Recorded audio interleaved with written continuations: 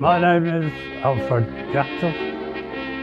I was born the 23rd of the 1st, 1921.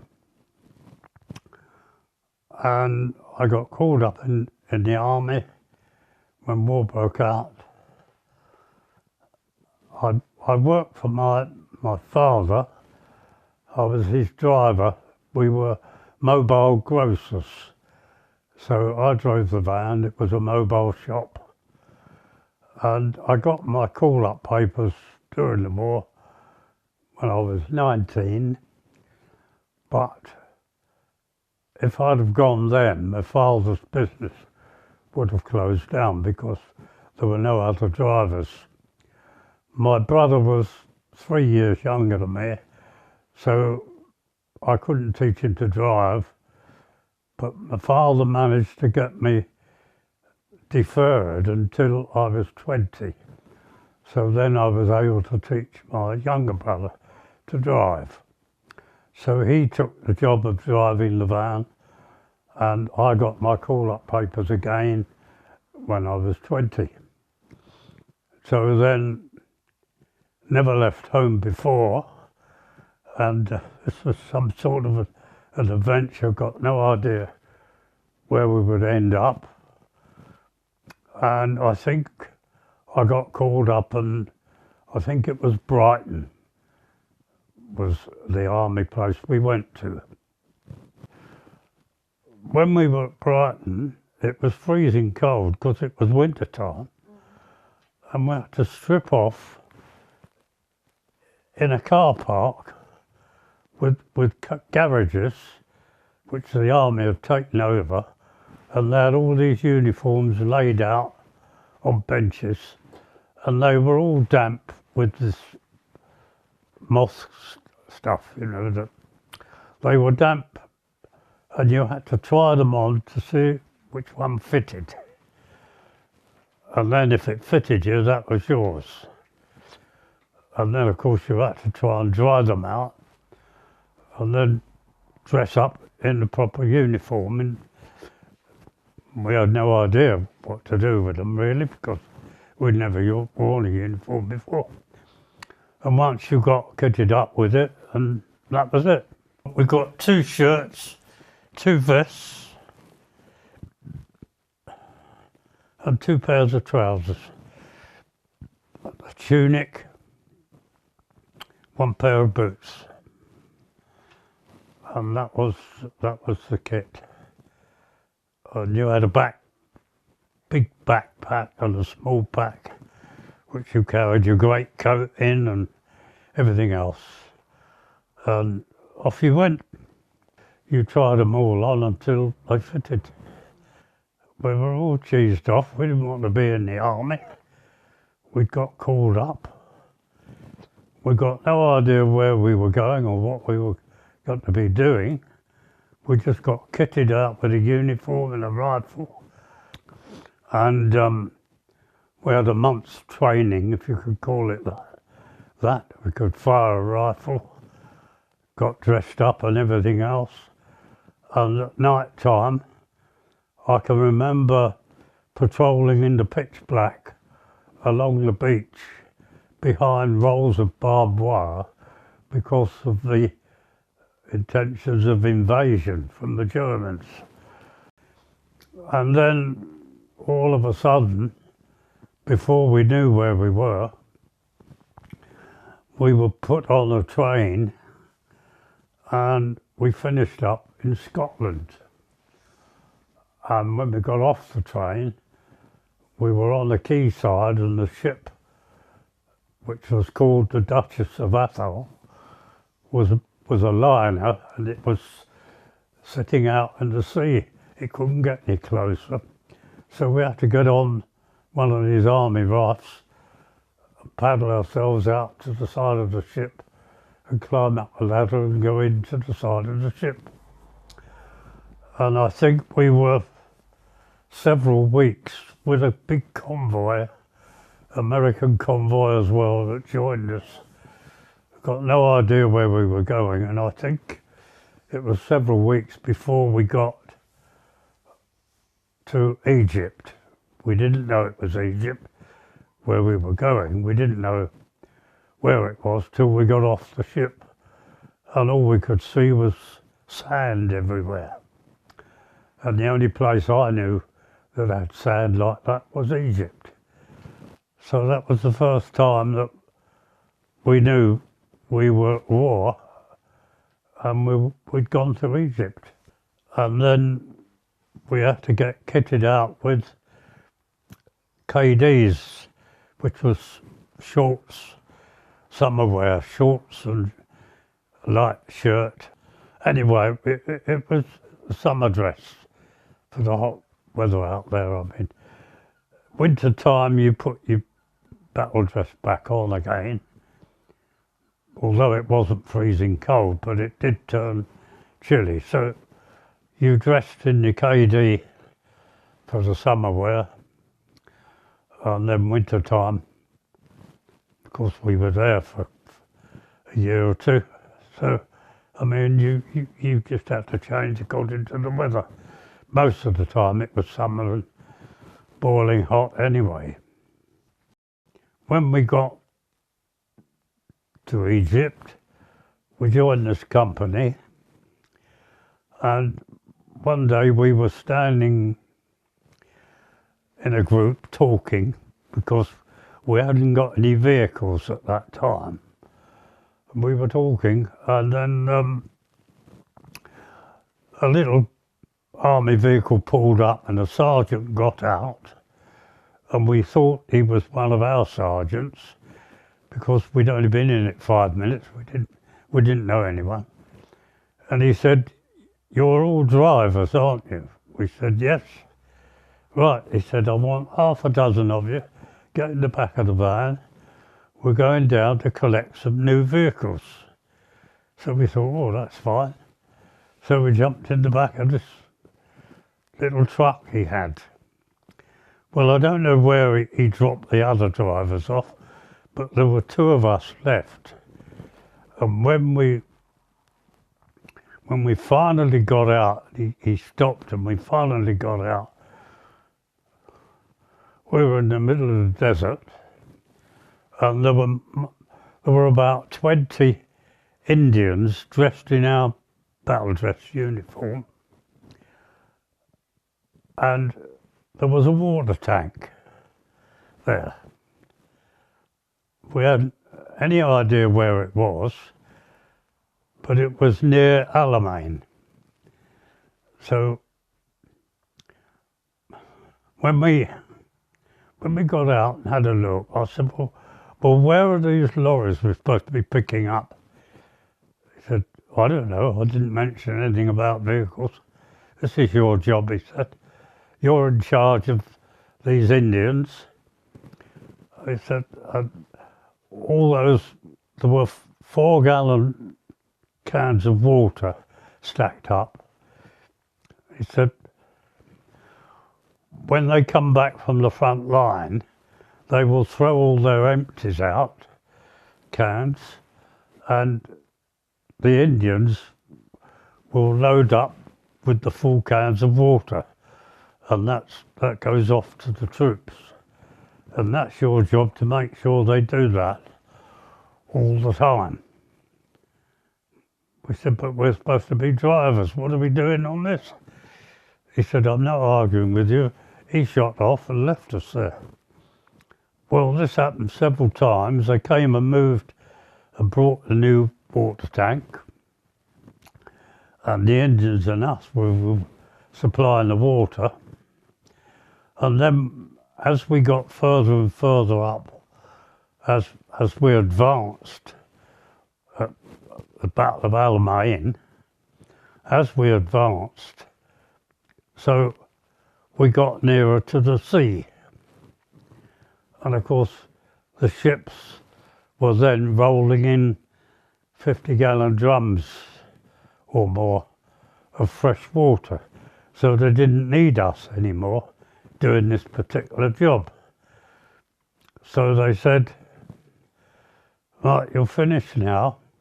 We'll take you back and you can go and report where we started from there was this huge tent just on the side of the road, and army officers in there. We had to report to them that we'd finished this job and was going back to our unit. Well, we thought we were with the unit, but we weren't. When we got back to our unit, and the sergeant found us and said, "Who are you?" So we told him who we were. He said, "You've been missing all this time. I better take you to see the major." So we got to the vehicle where the major was sitting at his desk, trotted up to him and saluted and everything. He said, "I've got you down as deserters." They didn't know where we were. We just went missing. Who these people were that collared us to do this job, we've still got no idea at all. Did you get into trouble? No, he said, "I've got you down as deserters." I said, "But we've been doing this job, which we thought we were with you, and I've reported it to the people in this tent, you know." I said, "They've got all our information." So he said, "Well, you're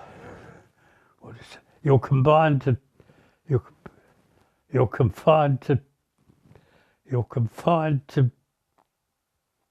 Barracks. what do you call it? Confined to barracks.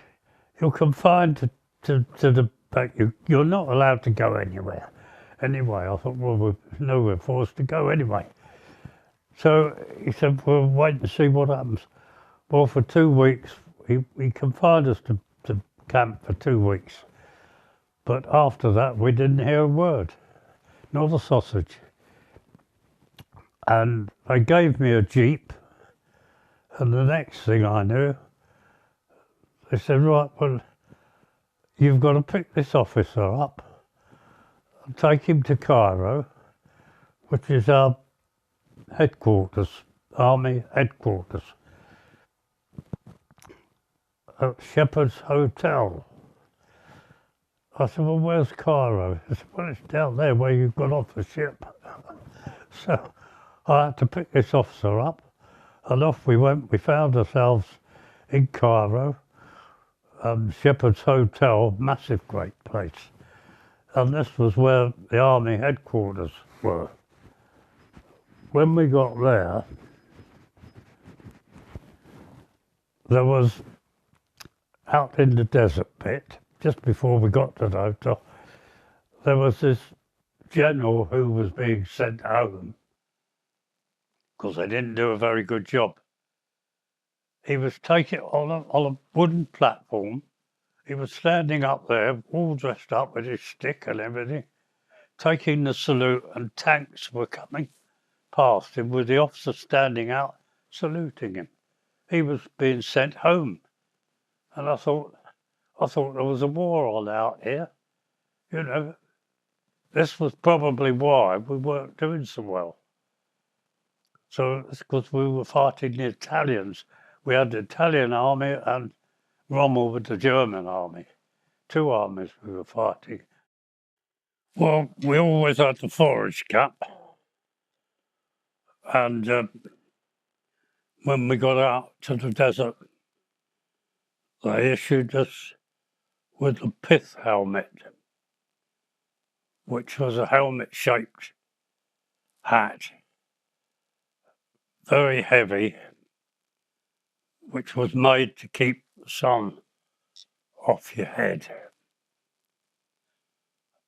But the thing was, they were so heavy and big that to climb in and out of a lorry cab, it got a bit difficult. So we decided not to wear them. We didn't know what would happen, which is what happened to me. But that was 50 years later. What has happened to you? Well, the desert sun, has caused scalp problems. which didn't happen until 50 years after the war. And then I had to go and have an operation at hospital on the head. But it still appears now and again. Anyway, we all sort of decided that the pith helmet wasn't for us because we were climbing in and out of cabs all the time. And we suddenly came across a huge pile of German pith helmets, and they must have thought the same thing. So we threw ours up on the top. Well, I wished I hadn't done now. If I'd have known what I know now, I would have kept it and worn it. But we didn't know that we would get this problem. And so, being that we were drivers and in and out of cabs, we threw them on top of the Germans. So there were two piles in one there. Anyway, that was the pith helmet. The army thought it was a good thing because they knew this problem would occur. But they'd never told us that. They should have done. And we wouldn't have thrown them away. But we didn't know that at the time. We were all raw recruits. We'd never worn shorts before, except when we were at school. And we were dressed in the desert gear with short sleeves rolled up on the shirts and everything. And we polished boots and God knows what. We were all made to stand to attention with our rifles on this parade ground in the middle of the desert. And we didn't know what we were doing there. And we stood there for a quarter of an hour, 20 minutes, rigid attention. And finally, the corporal or sergeant, whoever it was in charge, came up and apologised in a sense. And he said, the reason you're standing here like this is because we're waiting for this Captain Smith to come out and inspect you. He said, so we've got to wait for him to come out. And he was in tents down the road. Well, apparently we heard later that he liked doing this because they couldn't sack him from the army, but apparently he got lost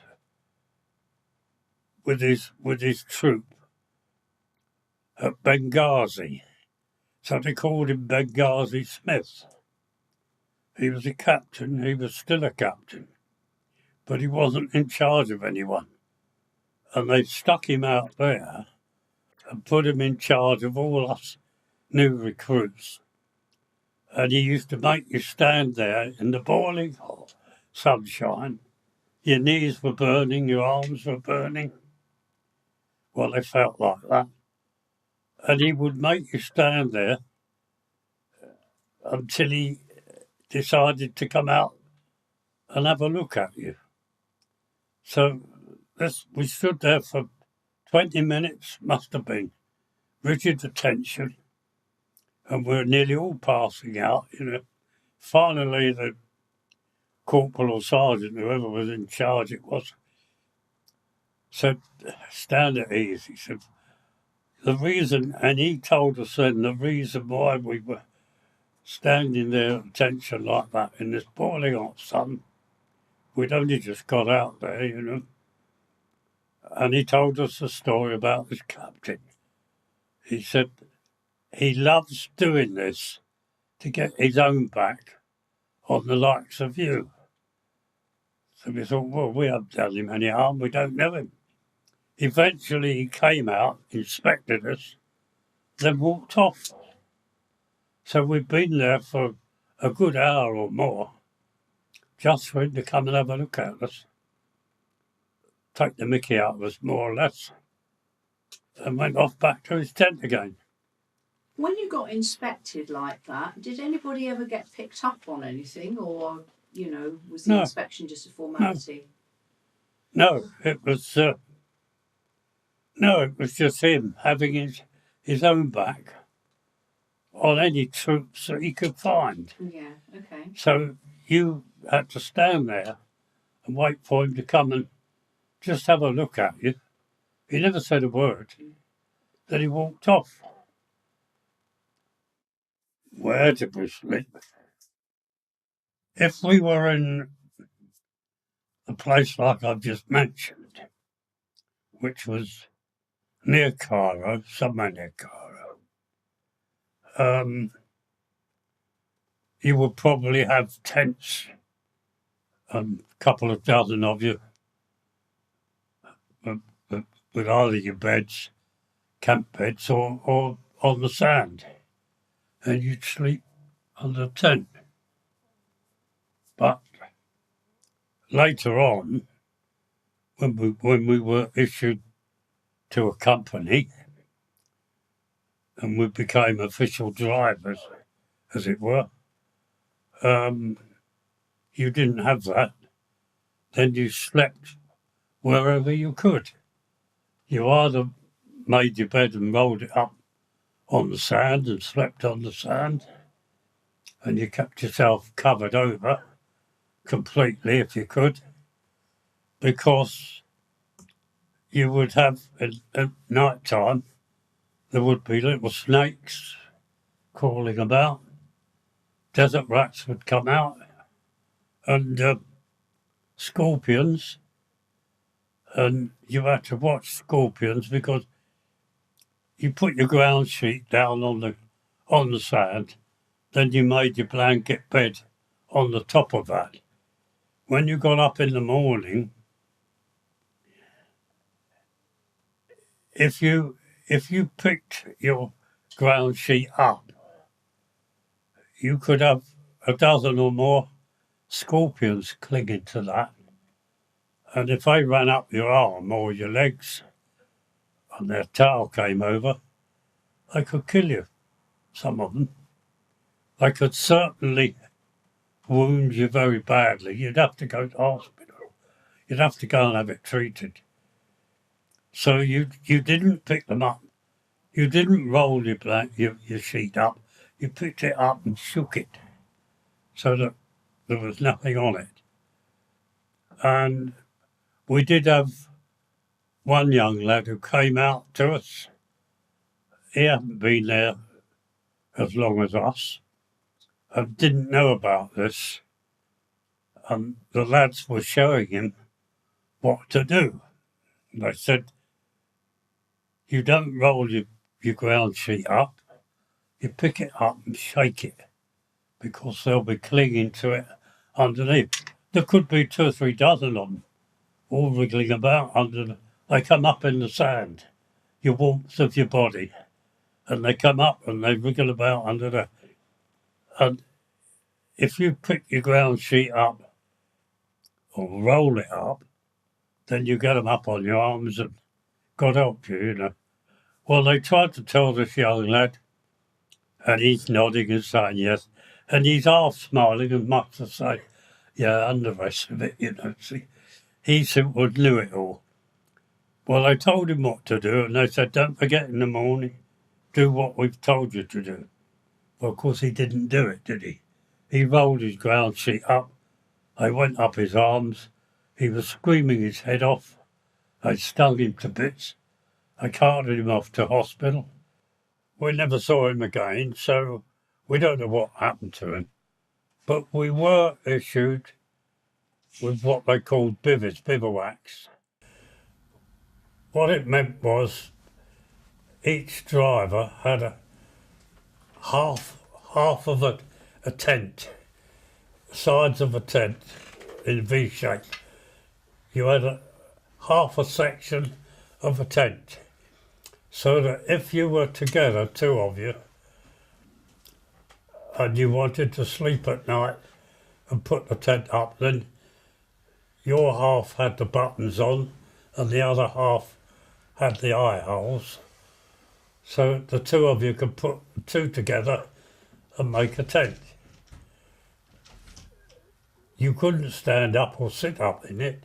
You had to crawl in backwards and get into your blankets, and you had a night covering, because at night time, sometimes in the desert, it could get very cold and damp. But it would soon go as soon as the sun came up. Well, first time we ever encountered a sandstorm, there was a whole gang of us, about 15 or 20 of us, I suppose, with our vehicles. We didn't know where we were out in the middle of the desert somewhere. And I looked up this particular time.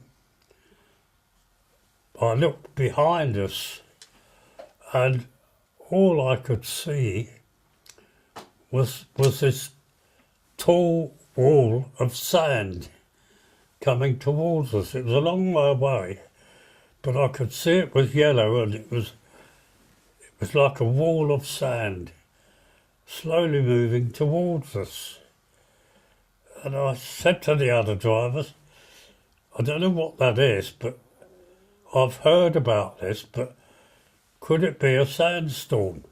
Because all we could see was this sand going up into the sky and gradually coming towards us. And somebody said, you're quite right, and we shall have to take cover, otherwise we shall be smothered. And we won't live through that if we do get smothered. So we had to get our blankets out and all sit in a circle with our backs to one another, wrap ourselves up in the blankets over our heads and everywhere else, and wait for it to hit us. And when a sandstorm hits you, the wind is howling, because it's being blown towards you. The sand is being lifted up in the air, and that could be 50, 60 feet high or more. And this twice we've encountered this. And I could say at one time, one of them could have been 100 feet high. Just a solid wall of sand coming towards you. And the wind was behind it, blowing it towards you.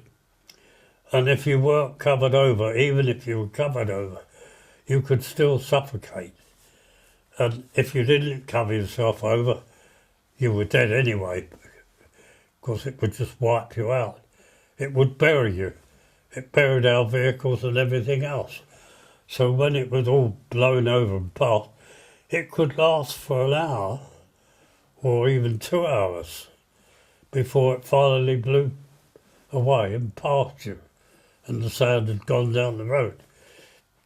And then you had a job to dig your vehicles out and everything else. You were covered in it. So a sandstorm is not a very nice thing.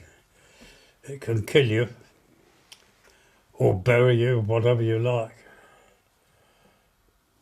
So I think there was 2 sandstorms we were in during the time I was out there anyway. When I said before that they thought we had what do you call it? I've got lots of words now. Gone absent without leave. When they thought we'd absconded, because we were taken from our company and working for someone else or another company, we didn't know. But during that time, we were on with these water tanks.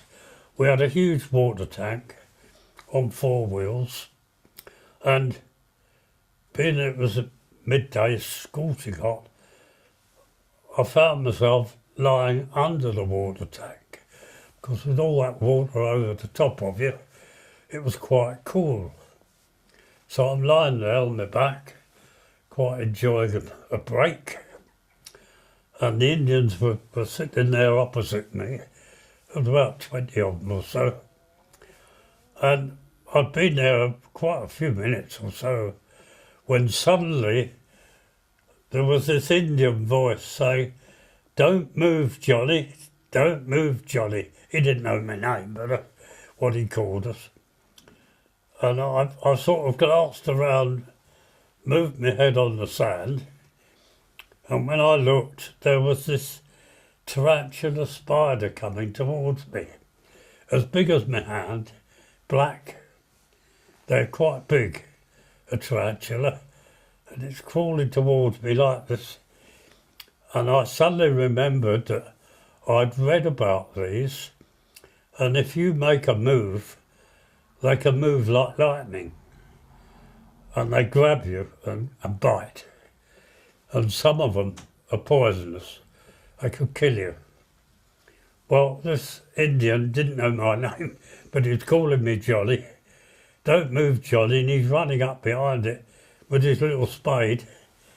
And just as it got to about a foot or foot and a half from my head, he chopped it in half. So he probably saved my life, I don't know. But he killed the spider anyway. It was the only time I ever saw one, but it was the size of my hand, black. And a black tarantula is poisonous, it could kill you. Well, the Indians that we were with at that particular time used to have a little 8x8, I suppose, flat tray. They would put it on the sand and mix up their flour and make bread just by the heat of the sun. That tray would be red hot. They didn't need a gas oven or anything.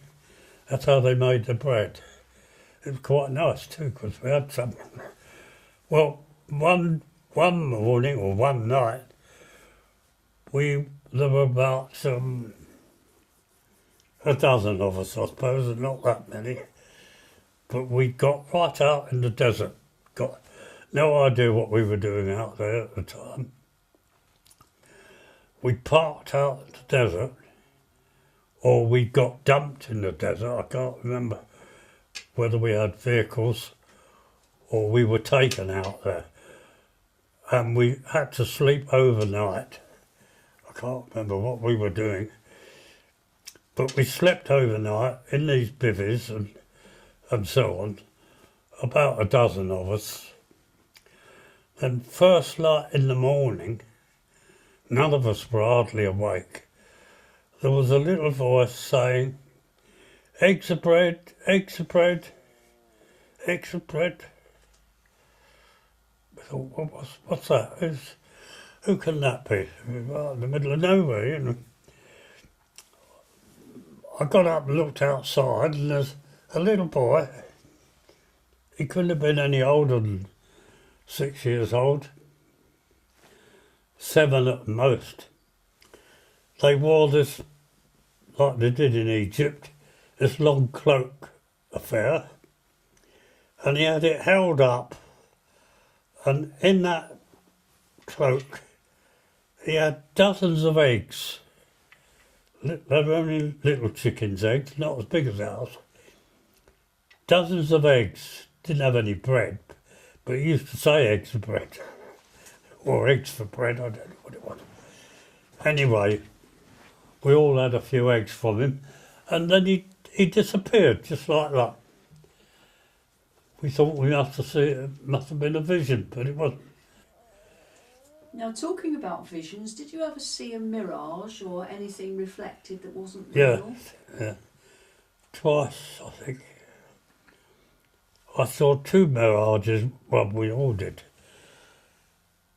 It was when we were out again, because you're miles out in the desert, you don't know where you are, you know.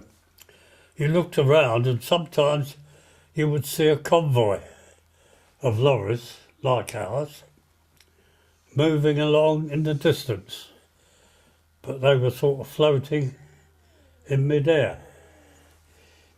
And that was a vision of the actual thing. It was a reflection on the sky, or whatever it was. So that was an actual convoy somewhere, miles away. But the reflection or the mirage of it was what we could see. And I saw 2 or 3 of those, different times, different places. What was the quality of the sky like? You know, what was the difference between night and day out there in the desert? Well, the sky was brilliantly blue, but you couldn't look up at it because the sun lit the whole thing up. It wasn't just the sun you could see. The sun lit the whole sky. So you weren't supposed to look up at it. It was too dangerous for your eyesight. And then when it went down at night, it would slowly come down, always in the same place. And of course the desert was flat all the way round. There's no houses, nothing. It's just a line of where the sky meets the sand.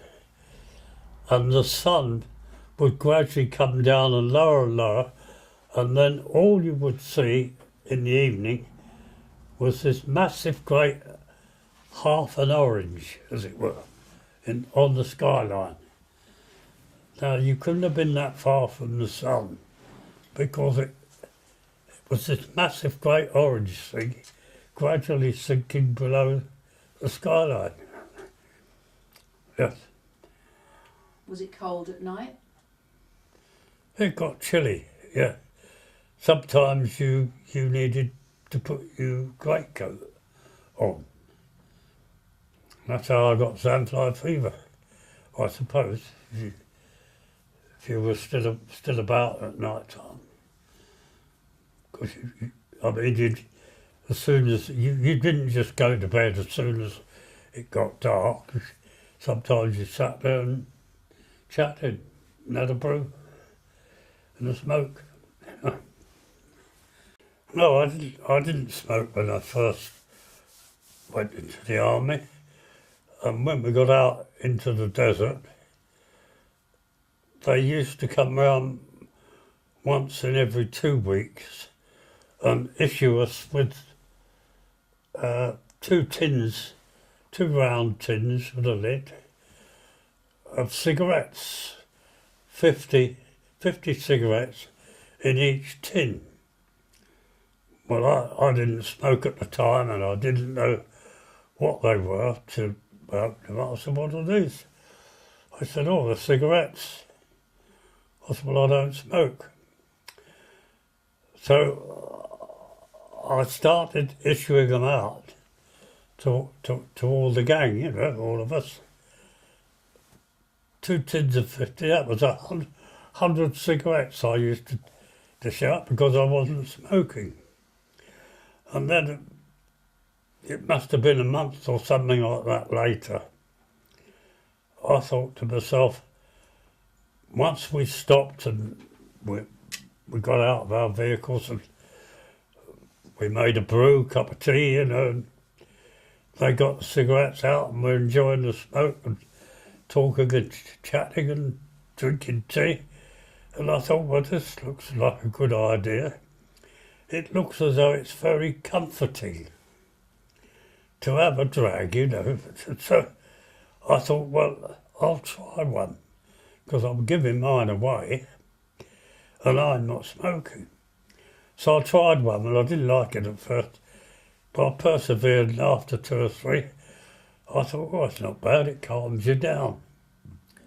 So I started to smoke, and that's when I started to smoke.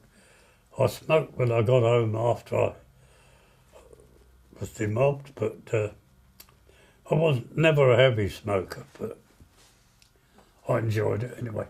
What brand were they, can you remember? Players and not Goldflake, they were well known. We had a week's leave in Cairo at one time because they were going to send us on a a water thing. So they gave us a week's leave in Cairo.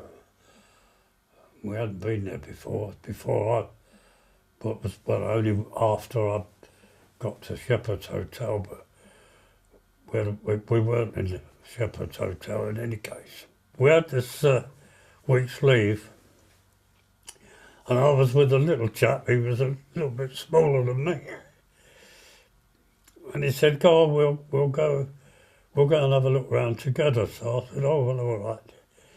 I didn't really know who he was, but you know, just soldiers together. So I trotted along with him, and we came across this big building, and there was all these ladies up on the top, looking over the edge, shouting at us. I said, "Well, what are they doing up there?" Oh, he said, "I know what they are." He said, "Follow me." So we went into the building,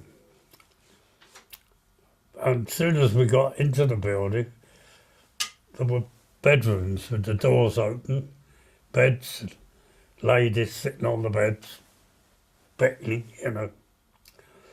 And the two of us were walking down in the centre of the building, and there was this young lady coming up towards us, stark naked, singing the top of her voice. So this chap looked at her. He said, "I'll go with her." So when she came back, she went into her room. He went in. I stood outside. And she put this recording on again. It must have been a record player. It was an operatic thing. It was good. And she was singing to it, the same sort of voice. And she was lying on the bed, waiting for him and singing at the top of her voice. Suddenly he came flying out. He said, "I'm not having that," he said. So we walked out. So I didn't do anything, neither did he come to that. That was our first time in Cairo. We were near Alexandria. I don't think we actually entered it. We weren't far from it. I know it was on the coast. But I don't think we ever had any reason to go into Alexandria itself. I know we were near it. All we got in the way of food, usually, if you were in convoy with all your mates and your vehicles, you got issued with 1 tin of corned beef between 2 of you. And that was your day's ration.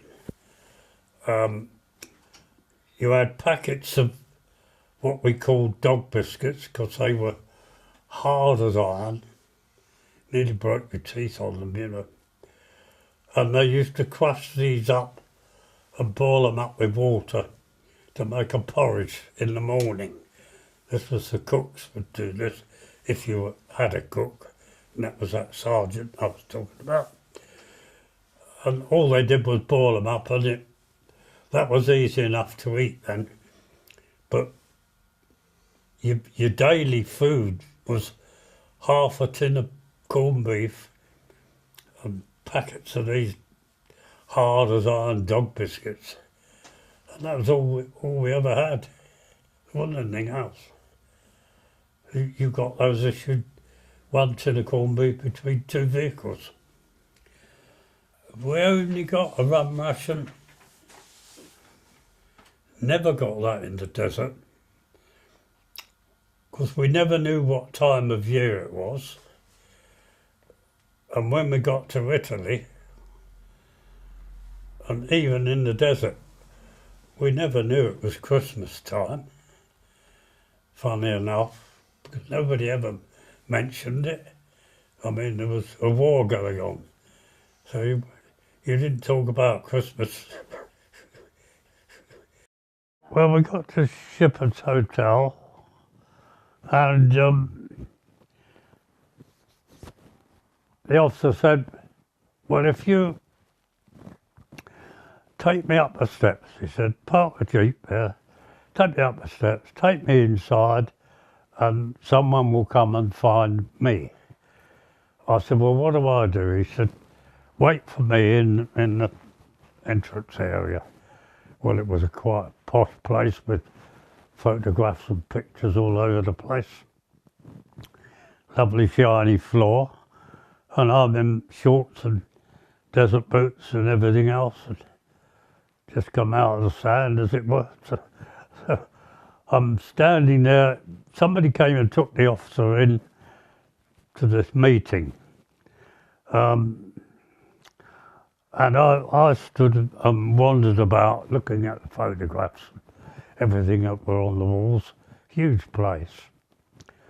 And whilst I'm doing that, some young fella came out, saw me standing there looking at the pictures.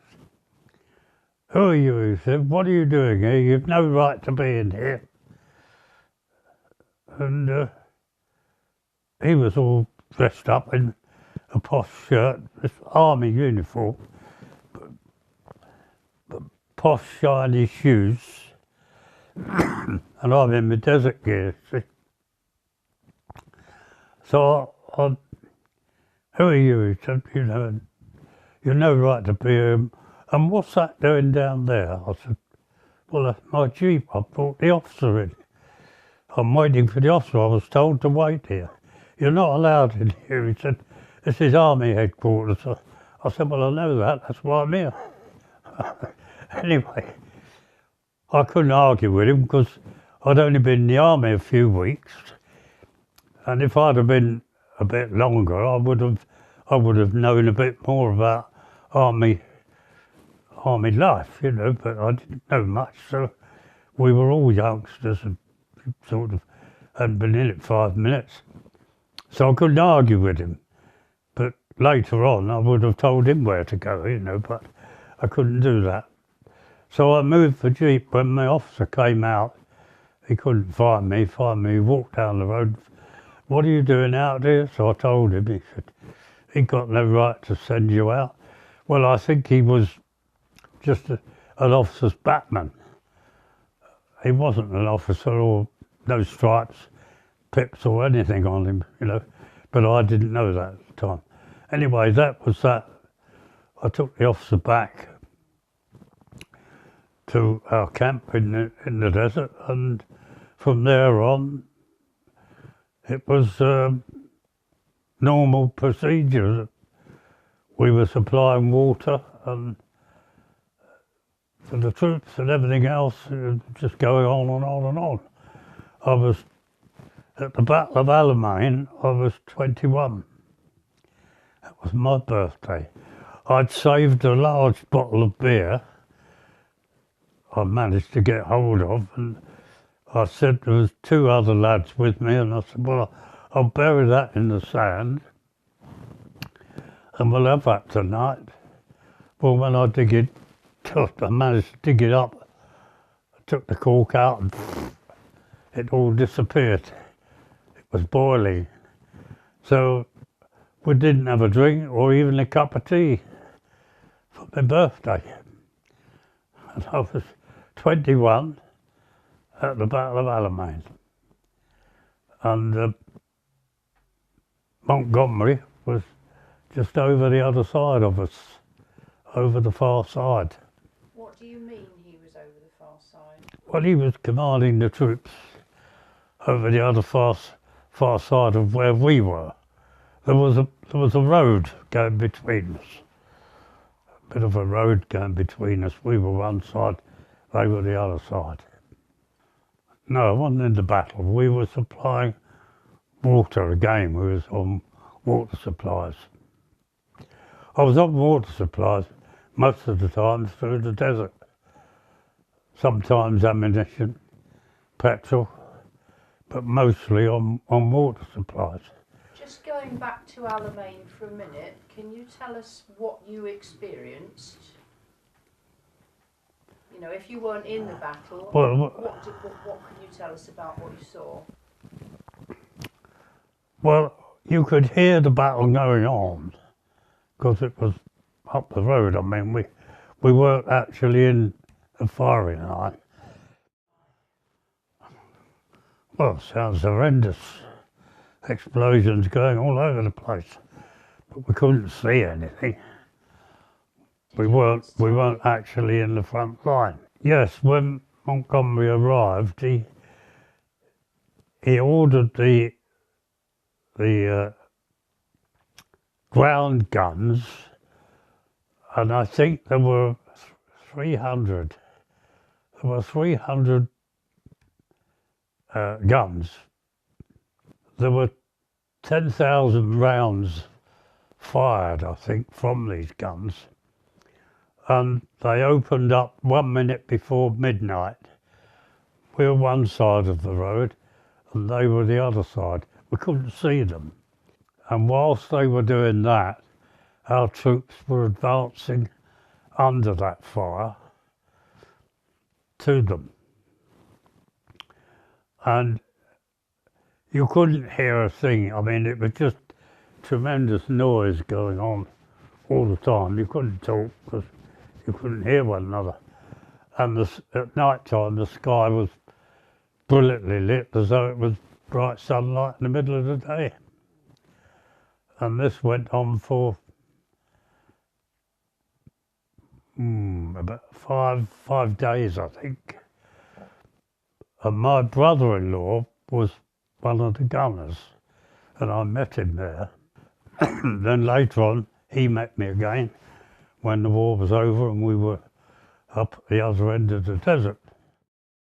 I think it went on for 4 or 5 days, and then they advanced because we had pushed the Germans back and the Italians. We were fighting 2 armies. And this just went on and on. And finally,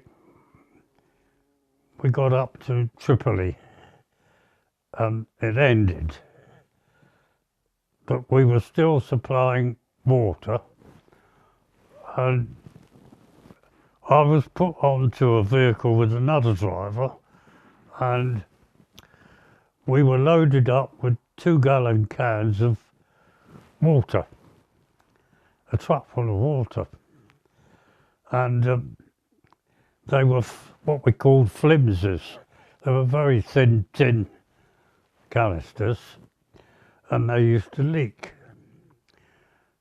And we advanced not on the main road by the coast. We advanced over the rocky desert, which was rocks as well as sand. So we were only advancing very, very slow, just us on our own, with this one vehicle full of cans of water and 2 drivers, the driver himself and me with him. We were both drivers anyway. So we could only go very slowly, and just as we got to the brow of this hill, we got no idea where we were. Suddenly, thousands of Germans and Italians came rushing towards us over the hill and surrounded us. Of course, we stopped. We didn't know whether they were armed or not, but after a few seconds we could see they were unarmed. And they were prisoners. This was the German and Italian army had given themselves up. Rommel had gone back to France, but he got killed on the way by Spitfires firing at him. Apparently they killed him in France. And there's all these Germans and everything, and the Germans were shouting at us, Trinkenwasser, Trinkenwasser. We didn't know what they meant because we didn't speak German. Anyway, this driver said, I think they're asking for water. He said, well, we've got a lorry load of water here. I said, well, we can't give it to them. We've got it for our troops. He said, yeah, but we've got all these leakers, and by the time we get where we're going, they'll be empty anyway. He said, but we don't know to give them the full ones. climb in the back if you can. He said, sort these leakers out and give it to them. And this is what I did. So I found about 6, 7 or 8 of them and passed them out to them, and they couldn't thank us enough. Thank us, and they all disappeared off in the distance. Where they went, God knows. We never saw any more of them. When we got over the ridge, we found we were in Rommel's headquarters. What was Rommel's headquarters? All these massive white tents. And when I looked inside, along on the concrete pathway in front of the tents, and all officers' equipment, their big pack and their small pack that they wore on their back, were loaded up with all their equipment ready to be taken away. But of course... How did you know it was officers' equipment? Because they had a fur-lined back. When you put the pack on, between the pack and your back was a fur pad. And only officers had that sort of equipment. We didn't have it, nor did ordinary German officers. Only the officers. So there's all this officers' equipment lined up with their watches in and all sorts, just got left behind. Because whoever was supposed to pick them up were captured anyway. So it was still there. And when I looked at the far end of it, I could see boxes of something or other. And I thought, well, I could see plastic sort of blowing in the breeze, so I go and have a look. And they were these shields, little shields, we haven't got them out yet, but the shields. And so I picked one up and brought it home with me. And it looked as though people didn't know what they were, so they left them there, because there were other troops there. This is the plaque that I found at Rommel's headquarters. We couldn't use the road because the Germans had blown it up Hellfire Pass. So this is why we were coming up on the rocky side of the desert, and the Germans surrounded us. After I found this plaque and all this German gear that was lined up, I turned around and was looking around the camp, as it were, and there was this little single-seater aeroplane standing there in perfect condition, a German with a black cross on the side, green camouflage, and it was just standing there in perfect condition. So I thought, well, I'll go and have a look at that. So I walked over to it, to the door, just a single door. It was only a single-seater plane. And as I got to the door and looked through the glass, there was somebody sitting in it. And I think it was certainly a German top-ranking officer. It must have been Rommel's, in place of Rommel. He must have taken Rommel's place because Rommel had gone back to France.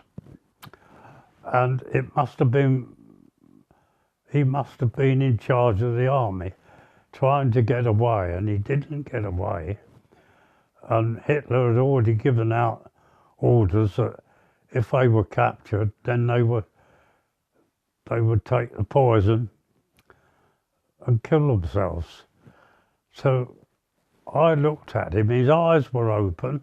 It looked as though he was ready to take off, but he wasn't moving. He was a big fella. He had all the uniform of a general, you know, wasn't ordinary troop at all. And he wasn't moving at all. He was stone dead, and I thought he was alive. I mean, his eyes were open and everything else, which was quite strange. Anyway, I turned away and these South African troops were sitting there having ersatz coffee. And I said, "Is he dead in there? He must be dead." They said, "Oh yes," and they took no notice. So it must have been Rommel's replacement, and he didn't get away. He was just sitting in the plane dead. And there was nothing wrong with the plane at all. Anyway, it was standing on a strip of grass in the middle of the desert. So where they got that from, God knows. But anyway, that was as far as we could go as far as the war was concerned, because it actually finished there. We carried on with the rest of this water supply that we had, and I've no idea to this day what we did with it. But we finished up at Tripoli, met up with our company, 406 company, and the British troops were in Tripoli lined up. Montgomery was driving around thanking them and taking the salute and everything else. And whilst we were parked up just outside, we were not in Tripoli itself. We were in some trees just outside. My brother-in-law, who I met at Alamein, came up and met me there. Again, that was twice we met in the desert. Well, they were sent back to England again, all the gunners and tanks, all the tank drivers, because they needed veteran troops to go and fight in France. They hadn't got a veteran army, only us that were out there that knew about war. So they went back and we had to drive from Tripoli all the way back to Egypt again. Thousands of miles. It took us a couple of weeks, I think, near enough, to get back to where we started from. And we thought, well, perhaps we're going home. Well, we were put into tents, and we even had camp beds. Well, we never had camp beds. I mean, we slept on the sand, rolled up in your blanket, or in the lorry or wherever you could. Anyway, while we were in these tents, we had camp beds. I was standing at the foot of the camp bed, and a few of my mates were in this tent. And they said, "You play the accordion, don't you?" I said, "Well, I did." So someone brought in an accordion, a big one, piano accordion. And they said, "Well, give us a tune." So I put it on and I played 2 or 3 numbers. And I was standing at the foot of the bed, and suddenly I just slowly fell over backwards and passed out. And apparently they took me off to a field hospital, and I had sandfly fever. And of course, these sandflies at night time, thousands of them flew around you. So I must have got bitten, I suppose. But I had sandfly fever, and I was in the hospital, I think, for a couple of weeks.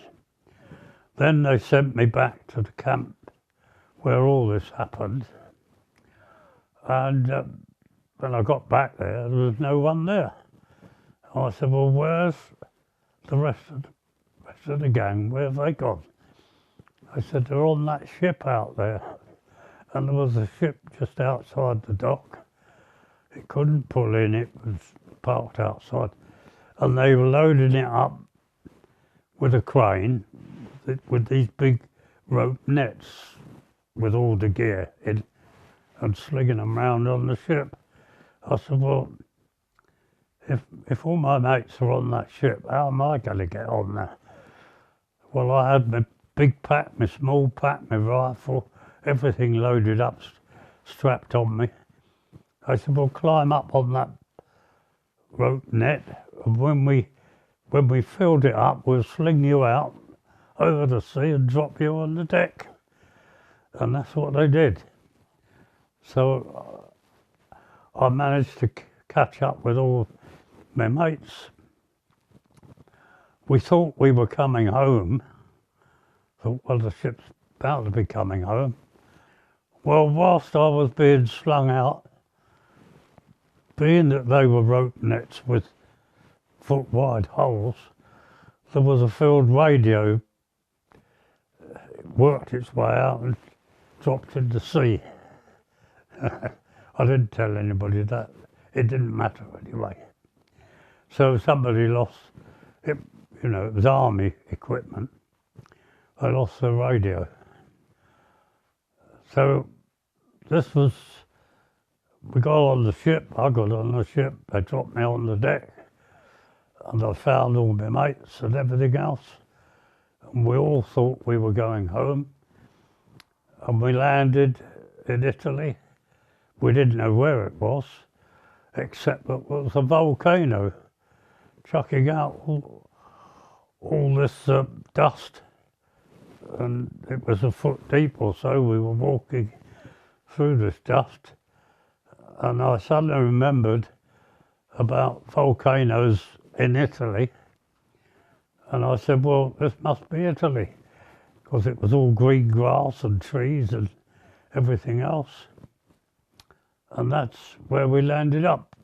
It could have been Naples, because we've got no idea where we were. And then that was 2 years we spent in Italy, supplying water, petrol and ammunition, high explosives. So most of the time then we were running supplies of ammunition and petrol.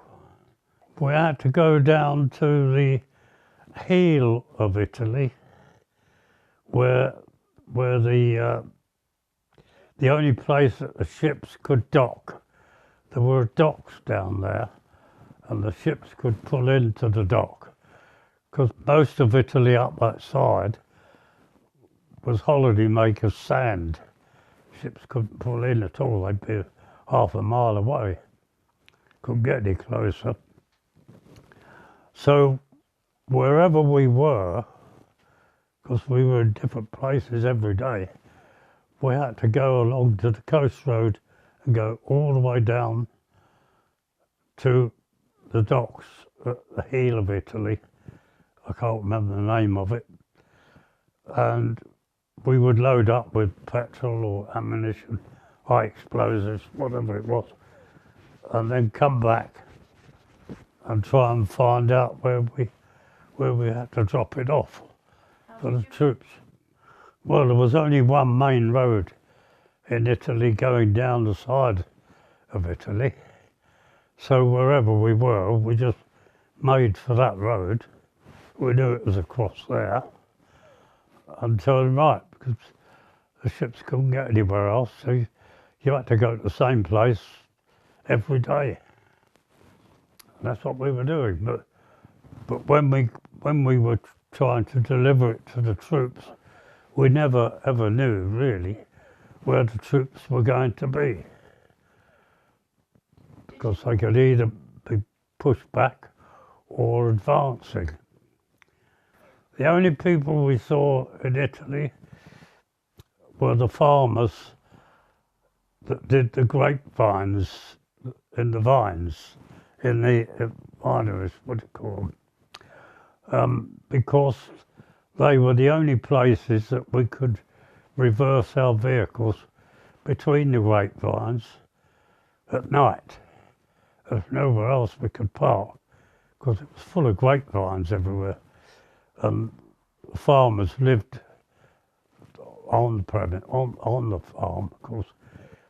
So we backed down between them. We tried not to destroy anything because we knew it was a living. And mostly the farmers were elderly couples.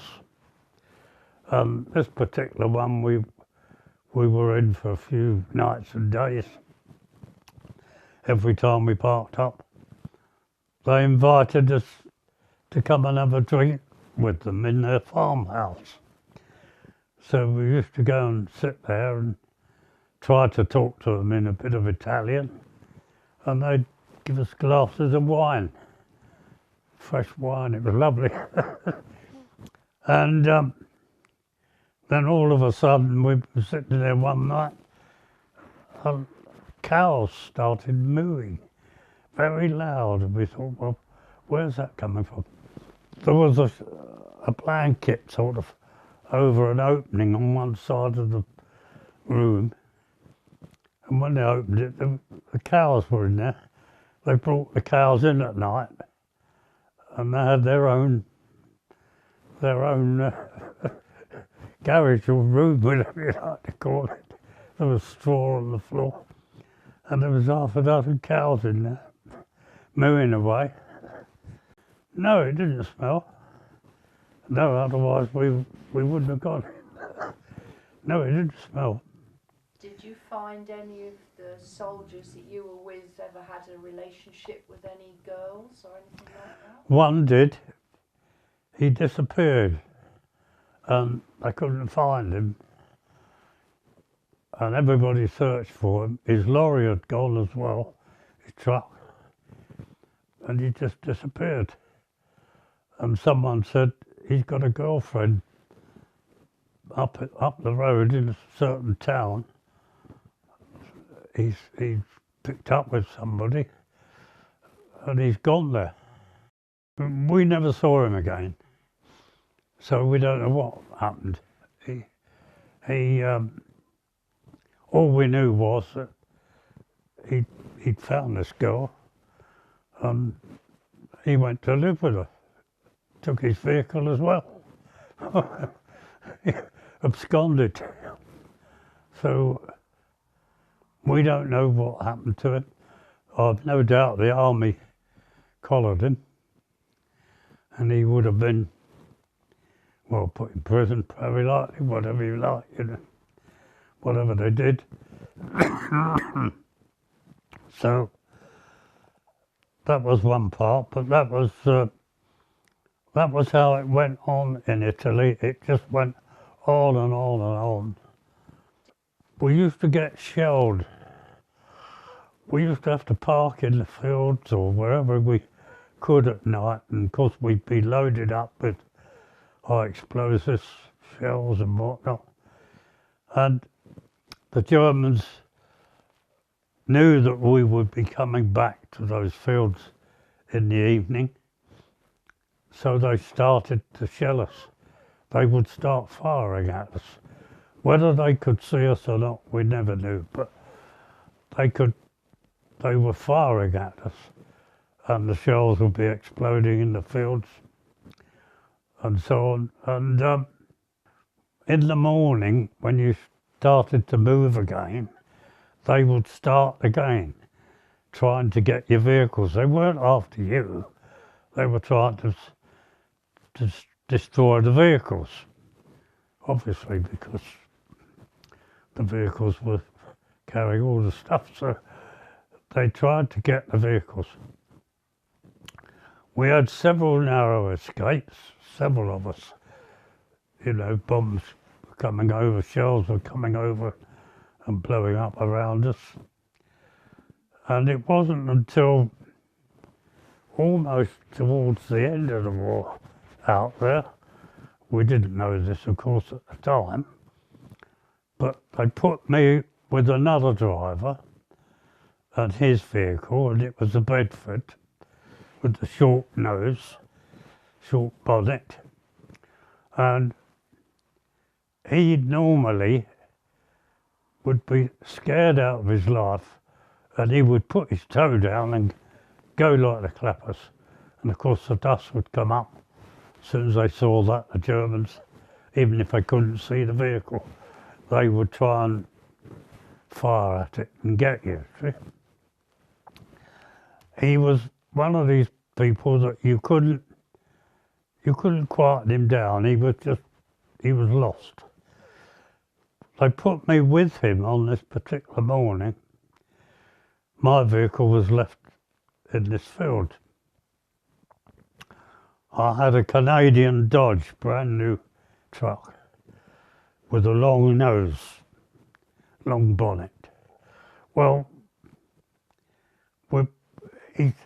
they put me with him, and we started going along this track to get out of this field.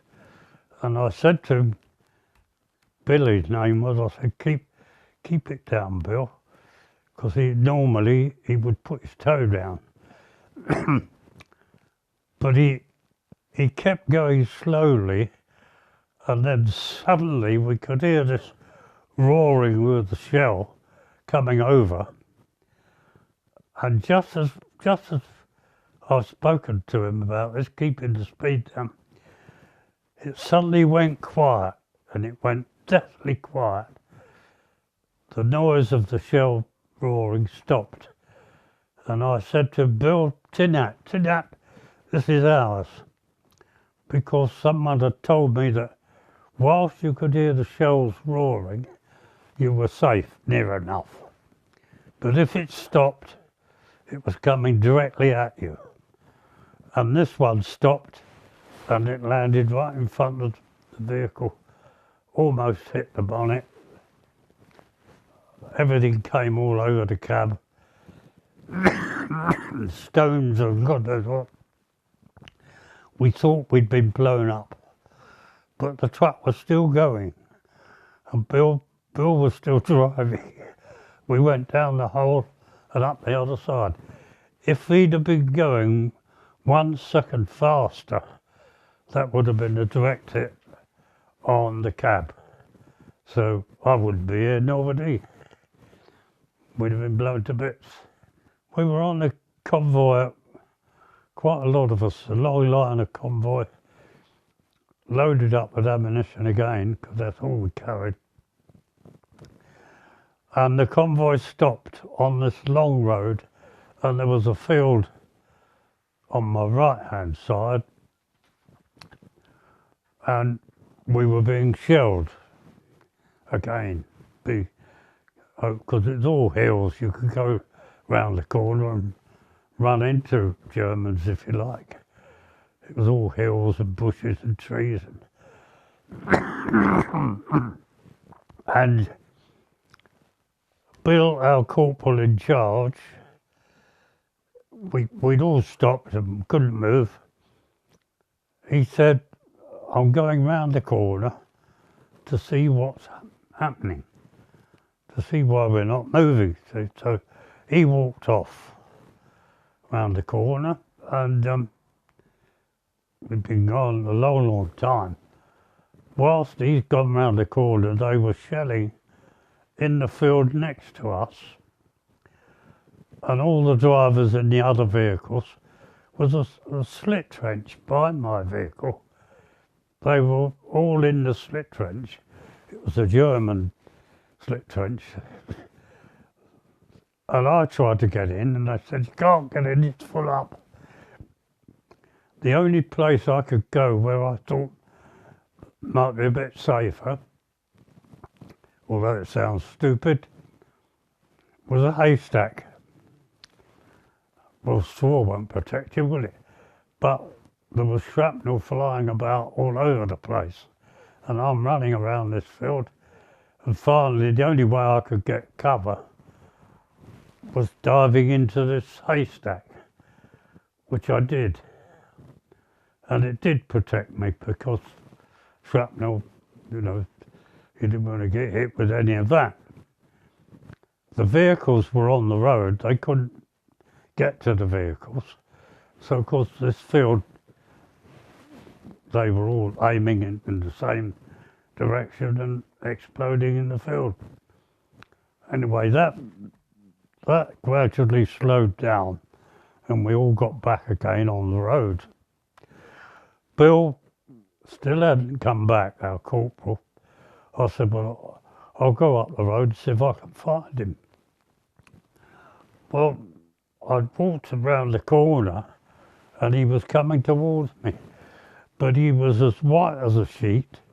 He was walking like a ghost. He didn't know where he was. He could hardly walk. I led him back to our gang and asked him what had happened. He said, well, I was standing on the road, this is when he could talk, talking to a colonel, high-ranking officer. We were talking about the shelling, because the shelling was coming over. He said, and I remembered what you said about when the shells go quiet, take cover, because it's yours. He said, well, I was talking to this colonel, whoever he was, on the road when the shell was coming over and it suddenly went quiet. And I said to him, take cover. He said, I jumped over into the ditch and it exploded. He said, and after a while I got out of the ditch and he couldn't find this officer. He'd gone, it had hit him, blown him to bits. And of course, Bill was, he was traumatised.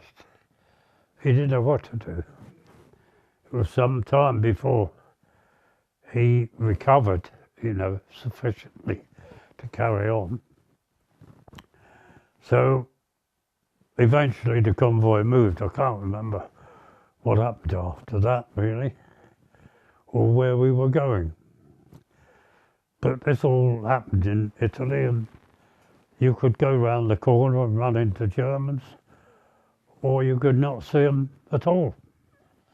Where we parked up, we were parked up there for a week or so. We couldn't move. This was a sort of a valley with a hill.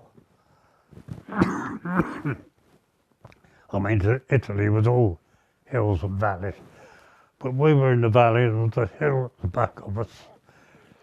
And every time we pulled in at night and parked up, the Germans would try to get us. And the shells were hitting this hill at the back of us. Only a few yards away from here to across the road, that's all it was. So we weren't far from being hit. But they couldn't drop them low enough, I suppose. They kept hitting this hill. Well, whilst we were there one night, there was a troop of soldiers, or a squad, I suppose, probably about 40, something like that, being led by an officer, coming straight through where we were parked up. And I said to this officer, where are you going? He said, we've come out of line for a rest. I said, well, you'll be all right here. No, he said, we're going up that hill round there. I said, you don't want to go up there. They're shelling that hill. They're trying to get at us, but they're shelling the hill because they can't seem to get lower. I said, if you go round there or go up there, you might not come back. Well, he didn't take any notice. They marched off round this hill and we never saw them again. So we don't know whether they got blown to bits or not. Things like this used to happen. And they didn't, they wouldn't take any notice of you. Once or twice things like that happened and you tried to tell them what was going on, but they seemed to have minds of their own and didn't take any notes of you. So not much you can do about that. Yes, I was with, they put me with a driver on a Bedford truck, loaded up with high explosives, ammunition, all that. And we had stuff on the tailboard because it was giving off fumes. And one spark would have sent us flying, you know. And I found that the driver, Ernie Palmer, his name was, he only lived 2 miles up the road from where I lived, back home. So he was a near neighbour. And I was with him this particular day. We loaded up with this ammunition and stuff, and we didn't know quite where we had to go. And he said, there's the sign, look.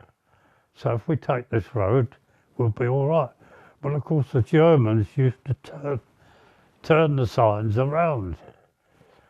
So we didn't know this. Of course, we're following the sign which said where we wanted to go. And we got halfway down the road. We stopped to have a bit of lunch. Canadians were coming back in their vehicles, all standing up in the back of the truck, waving to us. We didn't know what they didn't stop, so we didn't know what they were trying to tell us. We carried on down, and we must have gone 2 miles down the road, and suddenly I said, can you see what I can see? There were 2 rows of tanks, German tanks, lined up on each side of the road, guns pointing towards the middle of the road, black crosses on the tanks. I said, we're in the German lines.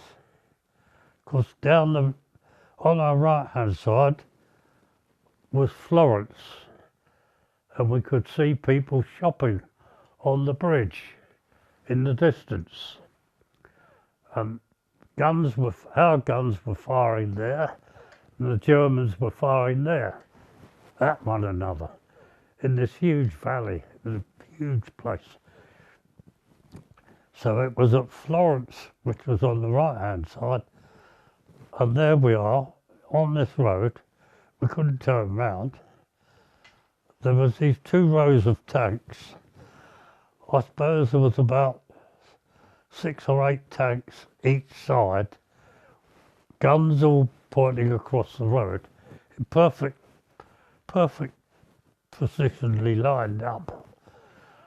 And as we approached them, because we couldn't turn round, so he said, well, we'll keep going. As we approached them, a German soldier, and he was on guard, I suppose, with his rifle on his shoulder, walked straight across the front of our lorry. How we didn't knock him over, I don't know. I can still see his face. He was a middle-aged man. He must have been, on guard. He came out from between the tanks, walked straight across the front of us. We almost knocked him over. He must have thought we were one of those, because he didn't even look at us. And he disappeared between the tanks on the other side of the road. When we got to the other side, we did about a mile. We didn't know where we were going or what we'd land up. Suddenly the road disappeared. And there was this valley, of course, Of course we had to stop. It was only not much wider than this room, really, to try. So I got out and I said to Ellie, well, I'll watch him backwards and forwards. And with a dozen or more shunts, we managed to turn the vehicle round. And I said, well, if you go at the same speed that you came down, they won't take any notice, perhaps. But if you put your toe down, they might fire at us. We didn't know, we couldn't see anyone. So we trotted along very slowly, got through these tanks again, and shot off down the road. We've no idea where the crews were, because on each tank was an empty tin can with a number punched in it and a lighted candle. So they all had 1, 2, 3, 4, 5 numbers each side of the road. This tin can standing on their tracks. So obviously the drivers and all that, the tankers, they must have been around there somewhere. Anyway, we got away with it, we got back, and we didn't deliver this stuff because we had no idea where we were supposed to go with it. This happened a few times.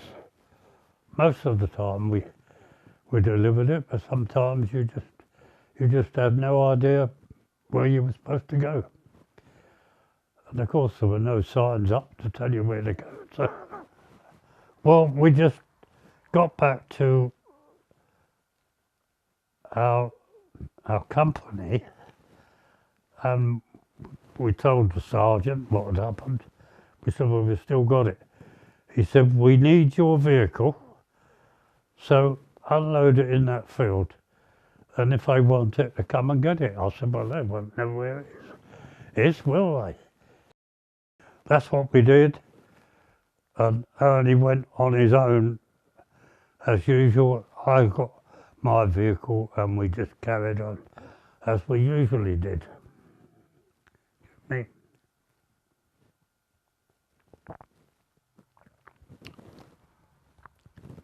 And then what happened after that? Oh, loads of stuff. But going towards the end of the war, we were in a convoy again, and I was in the centre of the convoy, roughly. We were going up to northern Italy, into the Austrian Alps. I think we were carrying tank spares, and suddenly the convoy stopped. And so you kept your distance between each vehicle, and you just sat and waited. You never got out, you weren't supposed to get out. Anyway, I sat there for a few moments, and then I suddenly looked around. There was a ditch alongside of me. We're on the right-hand side of the road in Italy. So I'm sitting there in a British vehicle or Canadian vehicle, as we would be doing, sitting on the right-hand side behind the wheel. And over on the other side was another ditch running along the side. There was a ditch each side of the road, but there was a space for vehicles to go from where we were parked. As I sat there, I suddenly realised that there was an opening on my right-hand side leading into this field. So I leaned forward to see what was there, and there's these white tents in there. And when I looked up, there was this big green sign with gold lettering, Headquarters of the American 10th Army. And I had to laugh to myself. I thought, well, you wouldn't find Montgomery telling you where he was. This obviously was General Mark Clark's headquarters. And whilst I'm thinking about that, I'm still looking down the centre of these tents. I could just about see. There was this long black shiny limousine slowly coming down towards me. And I thought, where's he going to go with that, left or right? All the windscreens were blacked out, even the driver's windscreen, so you couldn't see the driver. And what the driver could see, don't know, but it came out slowly past me and it started to turn towards me. Of course, there's a ditch the other side of the road. One of the front wheels went in the ditch and the whole thing slid sideways, turned on its side halfway and stuck in the ditch. And it was a long car. And of course it wasn't an army vehicle. And I thought, I wonder who's in that. It was some while before anything happened. Suddenly the back door was sort of booted open and a white helmet came out. Now the only chap that wore a white helmet during the war was General Mark Clark, the American, who was in charge of us as well. We didn't know that. We thought Montgomery was still there, but he'd gone to France. So this chap was in charge of all of us, General Mark Clark. Well, he was well noted for doing the opposite to what he was told to do. Anyway, he managed to get out, and he was very tall fella. He shook himself, turned around, and he walked towards my vehicle. I'm still sitting on the right hand side. I didn't move. I could see in my rear mirrors that all my mates behind me had got out and seen this happen and were standing in the road, and they could see him marching towards my vehicle. And they said, oh, blimey, Chico's in trouble. They used to call me Chico, never Alf or Jacko. It was Chico. That was the desert name. Anyway, I said, he's in trouble. When he came right up to my vehicle, tapped on my near side window. Not your fault, driver. Carry on. My driver's fault. Carry on, he said. He apologised and he walked back into the camp. I never saw him again. That was General Mark Clark. Whether he ever apologised to anybody else, I don't know. But I got an apology from him. We were still in Italy and travelling through, I suppose, about halfway up Italy. No idea where it was really, but it was like full of trees, like a forest. And we're going through a track through the centre of these trees, a convoy of us, and just as we got going into there was this massive, great, long gun sticking out from between the trees. So of course we stopped because we didn't know whether the Germans were still there or not. Nothing happened. So we got out to have a look. And behind the trees, it was a Tiger tank.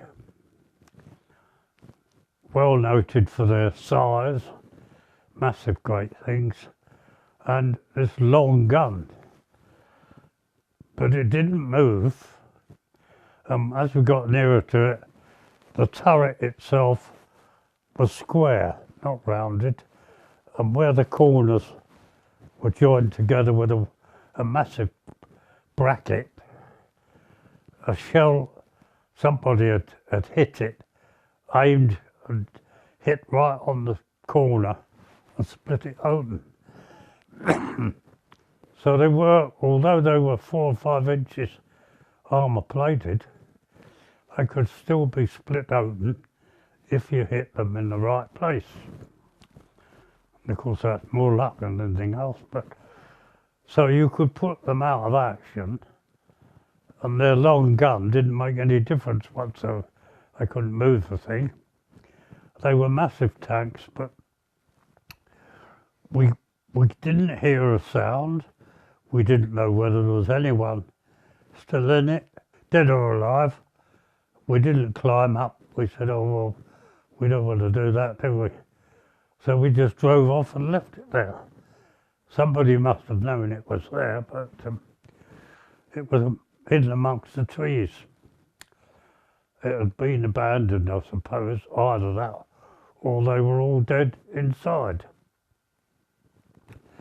So that was my first glimpse of a tiger tank. When we got to Castelfidardo was a walled city, right on the top of a hill, and in front of it was a field of grass, and obviously down the road was the coastal road. We couldn't park on the coastal road. They took us up this hill, and in front of this town or city was a huge field. So we were able to park our trucks every evening when we came back from doing our job. We were able to park up there for the night. And this was a walled city with massive great wooden doors. You wouldn't see them today. They were wide open, but there was a notice, army notice on there, no admittance. So we couldn't go in there. Well, one day we were wandering around, we were back early, and I heard this accordion making a noise. You couldn't say it was playing, but it was making a noise. So I followed it round with 2 or 3 of my mates, and we found a sergeant cook.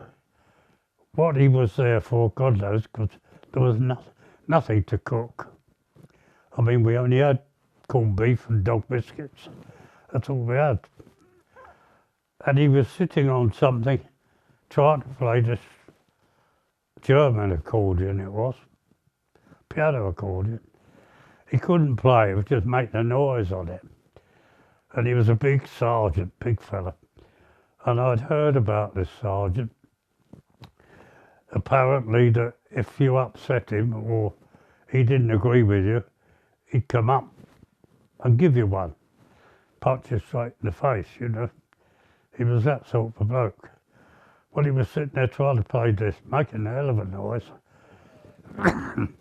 And he saw me looking at him. And he stopped playing. He said, "What are you looking at?" And I thought, oh God, he's going to come up and give me one. I said, "I'm looking at the accordion." "Why?" I said, "Well, I used to play one." I said, "I'm wondering what it is." I didn't say anything about his bad playing. So he got up with the accordion on him, it was quite a big one, and came straight towards me because my mates backed away. They thought, oh, he's going to whack him one. And I stood there and I thought, well, is he going to hit me or what's he going to do? He stood in front of me, he said, "So you play one?" I said, "Well, I did play one." So he took it off, he said, "Play it." So he gave it to me. I put it on. "Well, go on then, play it," he said. So after a bit, I played it. He said, "You can play it better than me, can't you? You better keep it." So he gave it to me. We became friends. I don't know why. He gave me this accordion. And of course, we're at the place where they make them. You weren't allowed in, but I don't know, a few days afterwards, one evening, he had a corporal with him. The pair of them must have gone into the town somehow. They must have known where they were being made, and there were 2 new ones just been made, waiting to go to America when the war was over, you know. And apparently they pinched one of them, and it was a Settimio Soprani, the name. And they brought it wrapped up in a blanket to me and said, "Here, this is yours." Well, I didn't know what it was. No idea what they were doing. They unwrapped it, and there's this brand new accordion, full size. They pinched it. They'd nicked it. They'd gone into the place where it was made. Family home it was, because we went there afterwards. And gave it to me. So I had 2 accordions then. He said, "Well, you deserve that because you can play the thing." And of course, the thing was, halfway down the hill, back to the main road, was the military police. The Red Caps had their camp. They were told that by the Italians that someone had pitched this accordion. So they kept coming backwards and forwards, searching the vehicles, trying to find it. Well, every time the sergeant knew that they were coming up, they would come and take it off me and hide it. God knows what they did with it. And every time they disappeared back to their camp again, the police, they gave it back to me. Because I couldn't play it there. I couldn't use it at all till we moved away. And finally, when we moved away, they all said, "Come on, put this new one on now." And it was brand spanking new. So shortly after that, we were invited to go to the same place where this accordion was made. The father of the family was going to entertain us on his accordion. And he had a big button accordion. It wasn't keyboard, all buttons. And he sat at the table playing to us. And we're thinking to ourselves, he's entertaining us, and we've got his accordion that was pinched. And of course, then his son, who was 21, came in wearing a black accordion, exactly the same but different colour. Mine was white, his was black. And he was waiting to go to America when the war finished to take the 2 accordions over there. But of course, he'd only got the black one. And of course, we stayed quiet, we couldn't say anything. But eventually, we moved away from there, and I still had it, and brought it home with me. Whilst we were still at this place, Castelfidardo, Bill, our corporal, who played, he used to play cinema organs. He said to me one day, this was during the time I'd got this accordion, he said, "Come on, Alf," he said, we're going into the town. I said, "We're not allowed in there." He said, "I've got permission." He said, "There's an accordion I want to get." But he said, "We're not going to pinch it or anything." He said, "I'm going to try and trade for it." I said, "Well, what are you going to do?" He said, "Well, money's no good to the Italians. All they want is food." Because they were all starving, you know. So he said, I'm going to scrounge everything I can in the way of corned beef, anything in tins, anything that's food." And he went all around the camp, and I think he went up the road somewhere. Anyway, he had a black bag full of all this stuff. We found this couple with 2 children, little children, living in a flat, and we managed to get up the stairs and found the right place. Went in, and Bill told him what we were there for, and he brought the accordion out, but he didn't want to get rid of it. It's a black one. We got a photograph of it there. And it was a Scandale, which was the Rolls Royce of accordions at that time. That's why Bill wanted it. So he tried to give them cash, but of course we knew they wouldn't take that. And he didn't want to get rid of this accordion, although he was showing it to us. And so Bill said, well, if I tip all this on the table, he tipped all this food stuff on the table, perhaps we can do an exchange. Well, of course, his wife, she cried. Chris, all this food, you know, in the end, he gave in and we got the accordion and we left all this food on the table for him. So that was all genuine. We came away with the accordion. That's how Bill got his accordion. When we were actually leaving Castelfidardo, where these accordions were, and the red caps used to come up searching, when we were actually leaving the place to move on, we had to go through the red caps camp. So on the halfway down the hill, they searched every vehicle.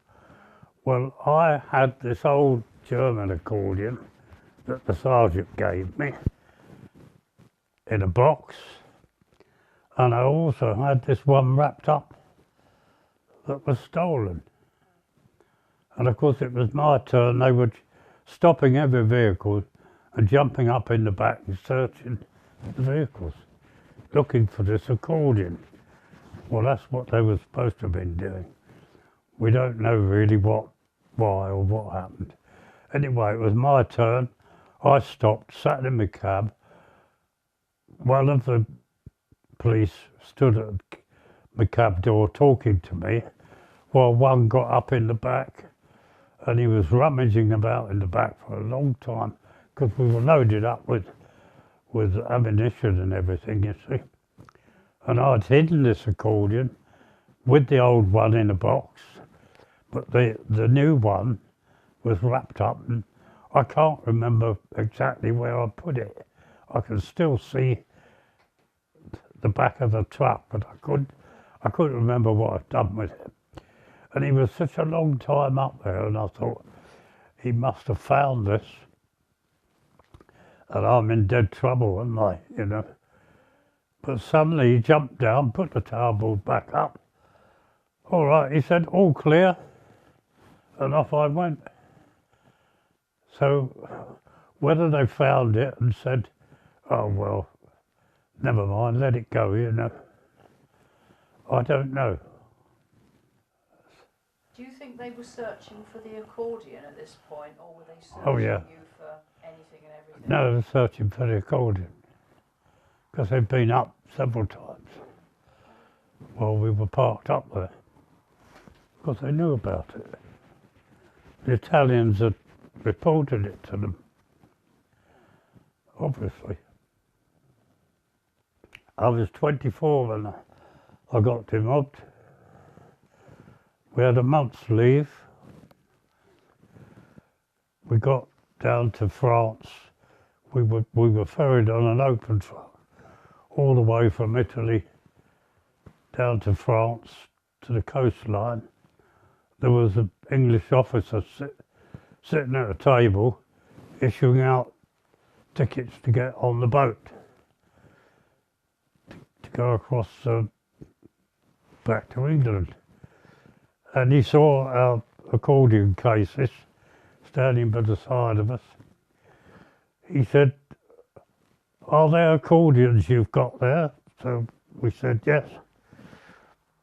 Right, he said, I'll only issue you with a permit to take them out, providing when you come back off leave, because we had to go back to Italy and wait for our demob.